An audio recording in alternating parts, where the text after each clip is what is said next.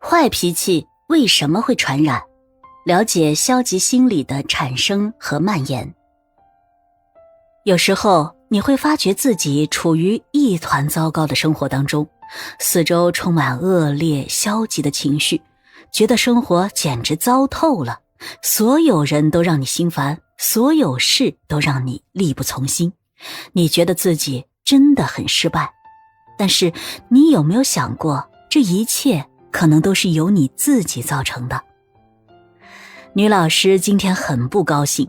她在来学校的路上弄脏了新买的鞋子。到了学校，一个调皮的学生正在捣蛋，女教师正好有气没处撒，一时没忍住，把气全都撒在了这个调皮的学生身上。小男孩无故被骂了一顿，感觉十分委屈，回家就跟当领导的爷爷大吵大闹。爷爷不敢得罪自己小祖宗，就对司机鸡蛋里挑骨头。司机不敢和领导犟嘴，回家就把气撒在女朋友身上，而他的女朋友就是那位女老师。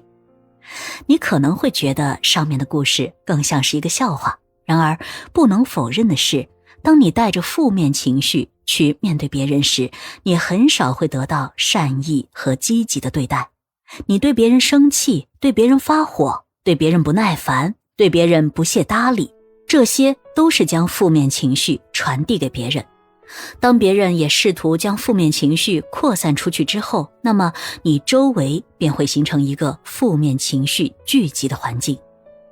负面情绪会相互传染，这是有科学依据的。美国洛杉矶大学医学院心理学家加利斯梅尔教授曾经做过一个实验，让一个开朗乐观的人与一位愁眉苦脸抑郁难解的人同处一室，结果不到半个小时，这个原本乐观的人也开始变得长吁短叹起来。无独有偶，美国密歇根大学心理学家英勒教授的另一个实验则表明，只需要20分钟，负面情绪就可以在人群当中扩散开来。负面情绪就是这样在我们的身边蔓延，进而产生恶劣的影响，最终让我们陷入一团糟的生活当中。那么如何能够消除这种影响呢？负面情绪主要源自我们无法控制内心，任由恶劣情绪的蔓延，如同那个把自己鞋子弄脏的女老师一样，将怨气转移到了孩子身上。孩子当然是受害者，但他自己也没有获得什么好处。如果他能够控制内心，即便生气也试着忍耐，不对孩子撒气，那么结果就完全不同了。当然，用压制坏情绪的方法控制情绪，只是我们控制情绪的初级阶段。真正善于掌控自己情绪的人，应该是将负面情绪化于无形，通过内心的活动将负面情绪化解，让自己完全不受负面情绪的影响。有一位作家和朋友在街上闲逛，路过一个报摊的时候买了一份报纸。接过报纸，作家对报摊的老板礼貌地说了一声谢谢，但没想到对方却露出一个很不屑的表情。看到这个表情，作家的朋友很不高兴，作家却不以为意，笑了笑走开了。两人走了一段距离，作家的朋友忍不住问，刚才那个报摊的老板对你的态度那么差，你怎么一点都不生气？作家笑着说，我经常来他这里买报纸，他从来都是这样的，没什么大不了的。朋友更惊讶了，既然他对你的态度这么差，你为什么还要来他家买？作家淡定地说，因为他的报摊离我家近啊，我要的只是他的报纸，至于他对我的态度，这和我有什么关系呢？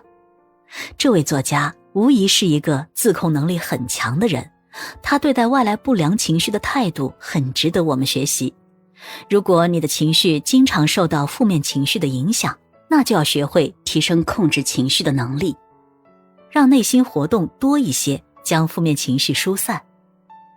内心活动就是通过思维想法将负面情绪转化成正常的情绪。如上述那位作家，在遭遇报摊老板的不屑时，内心愤怒是很正常的，但在愤怒的时候，他却可以在心里想，他不屑的表情不是因为我做错了什么，而是因为他正在不高兴，可能他遇到了什么烦心事儿，而即便他不屑于我，我也完全没必要把他放在心上。他是一个报摊老板，我和他的交集只不过是我要买他的报纸而已。这一套心理活动进行下去，负面情绪就在无形之中消失了。从这个角度讲，善于组织内心活动，就等于提升了自己对负面情绪的免疫力。生活是自己的，内在的情绪也是自己的，让生活中的负能量影响情绪，或让负面情绪搅乱生活，都是极其愚蠢的行为。英国诗人约翰·米尔顿说过，一个人如果能够控制自己的激情、欲望和恐惧，那他就胜过国王。负面情绪就像空气一样流动在人群中，只有那些内心强大的人才能对它产生抗体，进而将它阻挡在体外，不让负面情绪对自己的生活造成干扰。